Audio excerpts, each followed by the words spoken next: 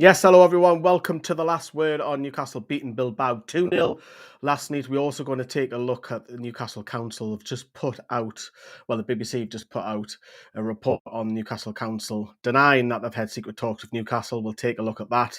We are live on YouTube. We are live on Twitch as well. Get your comments coming in next to me in the live chat there. As you can see, Lewis has put in there about Dan Burn's amazing header. How did he manage to put the curve on that as well? And he also celebrates 42 months of being a member. And memberships with Newcastle fans, even the cheapest on YouTube, just 99 pence. So in this live stream, this is the only stream where you'll see inside clips of St James's Park and from last night. We'll also hear from Eddie Howe, and of course go back to that story about Newcastle Council. So obviously going into last night, there was tons and tons of Bilbao fans across the city. I was doing a bit of work in the morning in the city centre, and there were so many Bilbao fans everywhere. And I think it's the only ever time that a red and white stripe would be safe in the city centre, put it that way. But it was nice for them to see, and obviously they've come in numbers, which is brilliant because Barcelona only brought something, what was it? 700, 800, whatever it was, Barcelona fans only brought, and obviously Bilbao was about 2,000, 2,500, somewhere between there. So a lot of numbers. Obviously, they've got a connection with Newcastle going all the way back to the UEFA Cup. Obviously, a fan was stranded and Newcastle fans helped out, and also we've only just recently played them in a friendly. What was it, last year? So we've got some nice connections with Bilbao. So they've been enjoying the hospitality of what our marvellous Quayside City Centre does for away fans. And obviously we'll always welcome the majority of fans. And especially if you're playing red and white, it's you're not welcome, except if you're Bilbao. But obviously Newcastle got into last night then, Reet. So obviously we'll come back to the BBC, that article in a moment. But let's take a look at what the lineups were, first of all, for both sides. And if you have a look at this in particular, now, for me, I was disappointed actually not to see the Williams brothers, especially Nico Williams. I've talked about him on the channel for a few years. I absolutely love Nico Williams, and I don't know how he's not at a bigger club, to be honest with you. And the biggest profile is the Williams brothers. They're not available, but obviously Unai Simeon, who's the Spanish number one, was in goal, of course, and they went with four at the back. Similar formation at Newcastle, except from the leg to get attacking midfield a little bit further advanced, whereas our midfield three are set more or less. But obviously Nick Pope was in goal. Kieran Trippier came back in for Emil Kraft. That was the first change. Malik Chow, Sven Botman, Dan Burn, Bruno Gomes, Sandro Tonali, Joelinton, Harvey Barnes come back into the side. He went over the right. Anthony Gordon and Nick Valdemada, and you can see the substitutes there for both sides. Two changes. Look, I wasn't majorly shocked, if I'm being brutally honest. I thought if Trippier was available, he'll come back in. I was a little bit surprised, with Harvey Barnes going on the right. I thought that would be Murphy to come back in as well. 600 fans came, says Lewis, to Newcastle. And how many of them were from Catalan? Not many, because they sell the tickets worldwide, don't they? But look, going into the ground, you're full of optimism, and you know, if Newcastle could win, obviously we had a bad display against West Ham. It was poor. It wasn't good enough. Everyone was saying it. It was a long journey home for Al, and it just simply wasn't good enough. So you expect Newcastle to bounce back, put on a little bit of a performance, and it's also important to point out that you've got to go on and kick on, and you know you've got to show that also away to Brentford this weekend as well. So obviously we're counting down for people that are listening on the audio. What's being shown at the moment is the hieroglyphics, the fire gun in the air, and of course the Newcastle lads coming out of the tunnel. Obviously, there's been a little bit of debate with the song choices being moved around as well. Some people aren't happy that Local Heroes be moved around. It is what I'm not that really arsed, to be honest with you. If I'm being brutally honest with it, it has or not. Some people like it, some people didn't. But there you go. There's people walking out. Look, going into the game then, we'll talk about Bilbao because they hit the post. Where I thought was the Nick Pope save. Obviously, I've now looked it back, and actually Nick Pope doesn't even save it, and it hits the outside of the post and goes out. And then just a few minutes later, what a hell of a shot from their left back. Fuck me, was that one hell of a hit? Hits the post. Nick Pope's beaten. But apart from that, I was actually a little bit surprised how Bilbao were. I thought, yes, I know they've got a few injuries, but I didn't think much of them in that first half. And Newcastle were having chances. You had not Murphy, you had Valdemada header, which probably should be doing a lot better. including the goals that we scored. Bilbao give us so much freedom for both of the goals, and we've got to talk about the the Dan Burn goal, because it is absolutely sensational. And obviously, we're at the other end of the Gallagher. We've seen how far that travelled, and look, it's poor marking. You cannot deny that. It's absolutely horrendous marking, because Dan Burn is just free to head home. But you have to say, it is one hell of a header. The curve on it is absolutely sensational. A lot of people went downstairs to actually just see the replay at half time, and it was absolutely incredible, the header that he gets on it. Yes, he's free, but the accuracy to get that is absolutely sensational. It was one hell of a header. It was absolutely class. Newcastle needed that goal. Geordie Tune for Life is just commenting saying we are missing a focal point up top. Someone strong with pace would be nice. Otherwise, it's going to be much the same performance-wise, in my opinion. Well, do you think Vissa could be that man? Obviously, we're going to get the Brentford game out this weekend. He's not going to feature on that. And then there's 2-week break, and then you would think Vissa should be ready then. You would hope so, because that gives him more or less another 2.5 weeks to get himself ready. Look, will he start after the international break's another question? Probably not, because Eddie Howe's already said he's probably going to need a mini pre-season to get back up to speed. And it is asking a lot of Valdemar to keep playing and playing and playing. And he's going to go away to Germany and play again. So there you go. Matt, hello. Evening, Lee and all. Did a good job last night. Can only beat what's put in front of you. That Dan Burn header. Still can't believe it. Still not sure how he curled it in. And then Lewis says, I sit in the opposite end to you with the curve. I thought he missed it, but so I hit the back of the net. Oh my God. Yeah, it was some header one. It was absolutely sensational. And then you're thinking, right, it's half time. Newcastle really need that second goal, because Bilbao, except from those first 2 chances, didn't really impress me. And even in the second half, yes, they had a flurry later on when Nick Pope's had to force a low down save a couple of times, one from distance and one from the side. But in all honesty, in the second half, I didn't feel that they offered a great deal until the last 15 minutes where they're coming on. And this is the moment where Joelinton's put 2-0 up. And again, Harvey Barnes has the shot. It comes back out with him. He just clips it in. The marking again by Bilbao is absolutely horrendous. Joelinton's got a free header from what's it, 6 yards out, 7 yards out? You cannot be doing that, man. And it's 2-0, and Newcastle will take that all day long. You're 2-0 up. Thank you very much. And as I say, Bilbao were coming back in the last 15 minutes, but you expect that. You're already getting beat. What's the point in sitting if you're getting beat? You need to come out and attack, and they did, but I just felt it was a comfortable evening for Newcastle. Hello, Ches. Yes, I'm good. Thank you very much. If you can drop us a like, because he's put a lot of thumbs in there. If you can hit that like button for us, that would be absolutely wonderful for that. So Newcastle obviously picked up 3 valuable points, and obviously the fans departing will be absolutely delighted that Newcastle have scored 10 goals, 3 clean sheets, 9 points out of possible 12. And we've been beaten by one of the tournament's favourites in Barcelona. I mean, that's pretty decent, let's be honest. That's a really, really good start from Newcastle. Of course, everyone would have been expecting a little bit less, considering if you think about when the draw come out, you take out Union from Belgium out of that, and they're all well established, European side that either play in the Europa League or the Champions League year after year.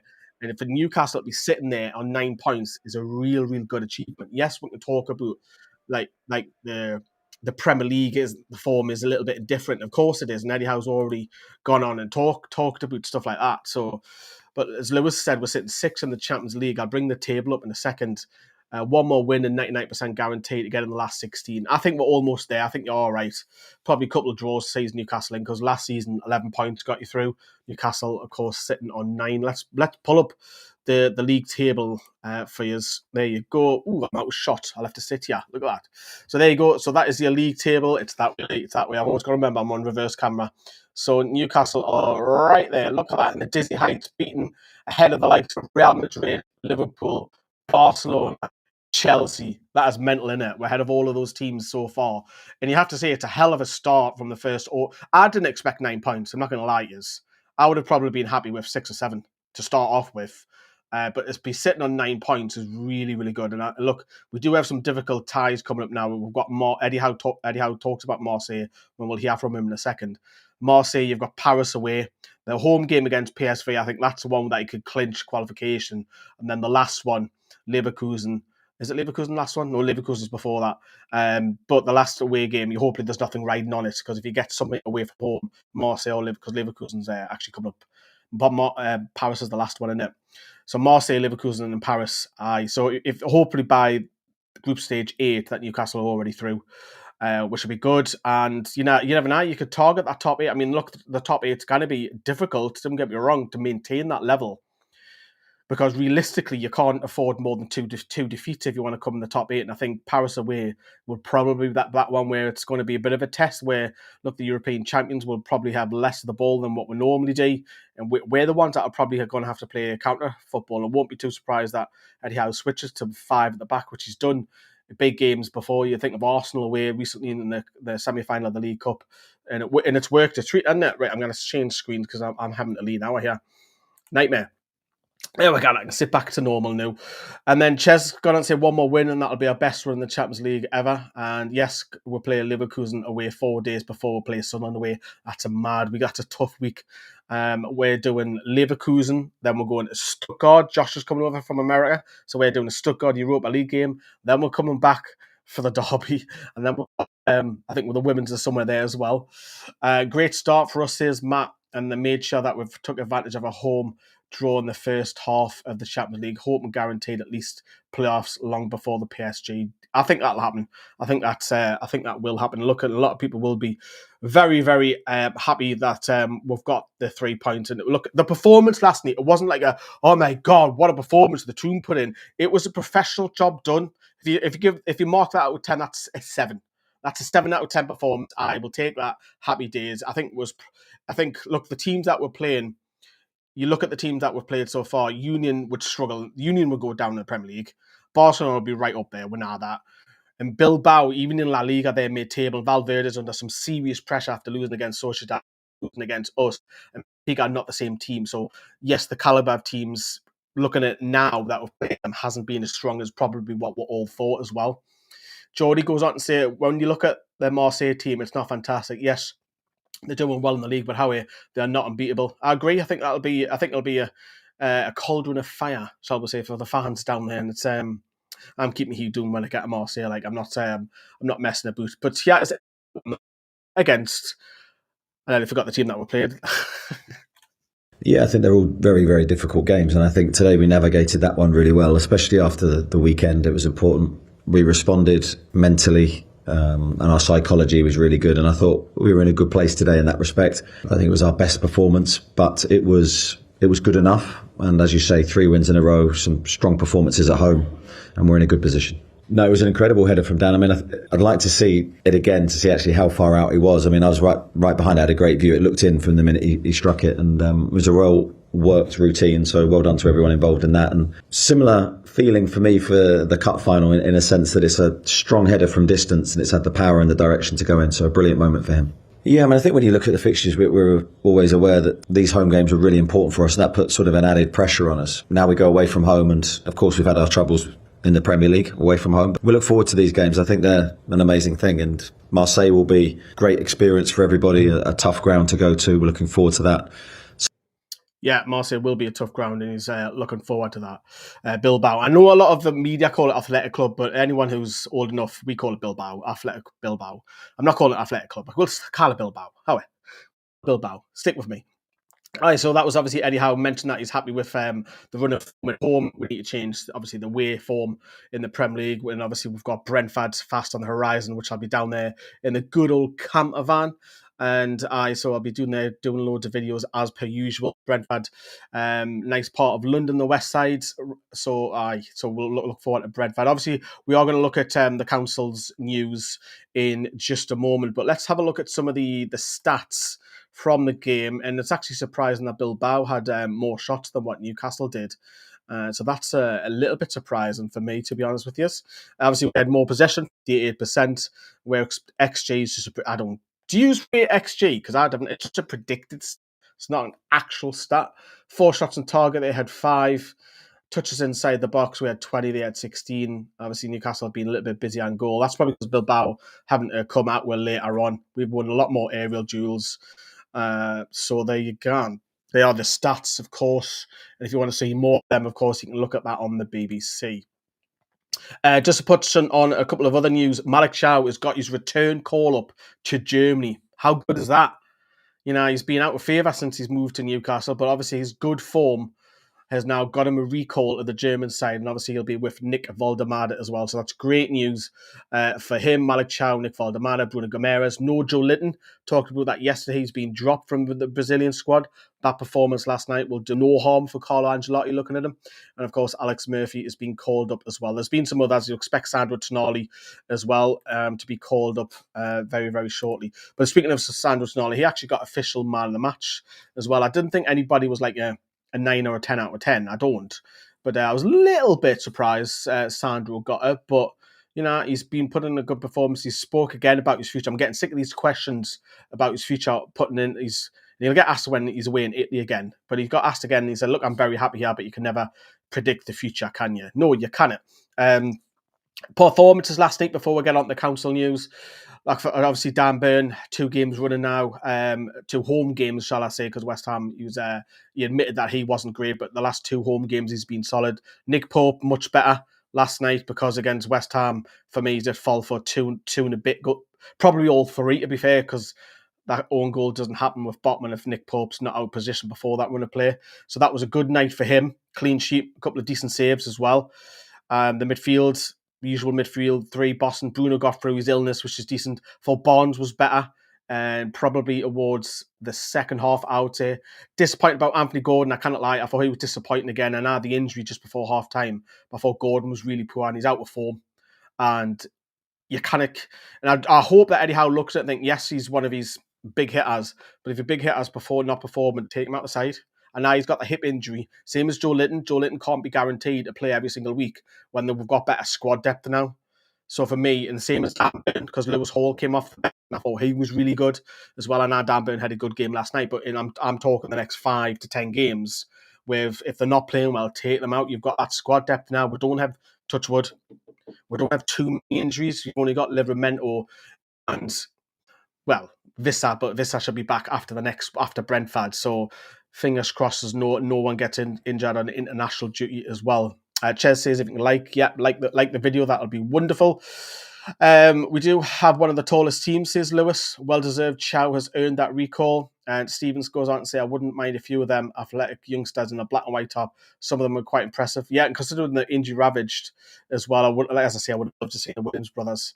Because I love Nico Williams. I think he's class. Ches goes on to say XG is a stat that FSG found useful for Boston Red Sox because baseball is a static game. See, I don't believe it's a stat, Ches. I think it's a predicted stat. It's not an official stat, is it? So I hope you're all right, Wolfzone, says Lee. What I had by Dan Burn it was. So do keep your comments coming in. I'm going to go on to what the video title is because the council have been approached by the BBC, and this has only just happened in the past 45 minutes or so we'll go through this with you.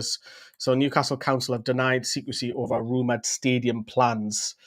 So Newcastle Council bosses have denied any secrets or secrecy over the prospect of Newcastle United building a brand new stadium on a Grade 2 listed green space next to its current home, i.e. the Leazes Park. Rumours have been circulating for months of the possibility of the club leaving St James's Park for a new stadium, with Leazes Park next door reportedly the preferred location. The Freedom of Information request has been seen by the local reporting service, suggesting Newcastle Council's records contain more than 30,000 emails on the subject. The Labour-led council said it's not comment on rumour, but it was absolutely committed to a policy of transparency. The football club denied to comment, so Newcastle are not commenting on this.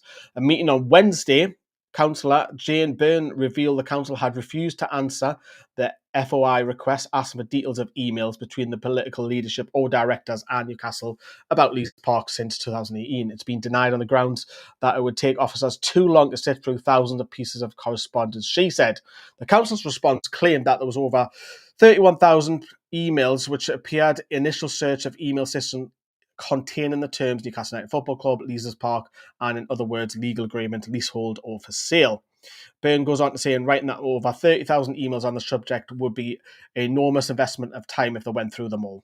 In response, Deputy Councillor Alex Hayes says, residents care about the football club, the council cares about the football club, but I'm not going to comment on rumour or hypotheticals. The Labour councillor, yada, yada, yada. Right, if you want to read that, that is on the BBC website. It's basically the council are just literally saying that they are denying that there's been any secrecy talks with Newcastle. Now, people who have been alleged against the move, a lot of these people don't live in an NE1 postcode or a postcode nearby.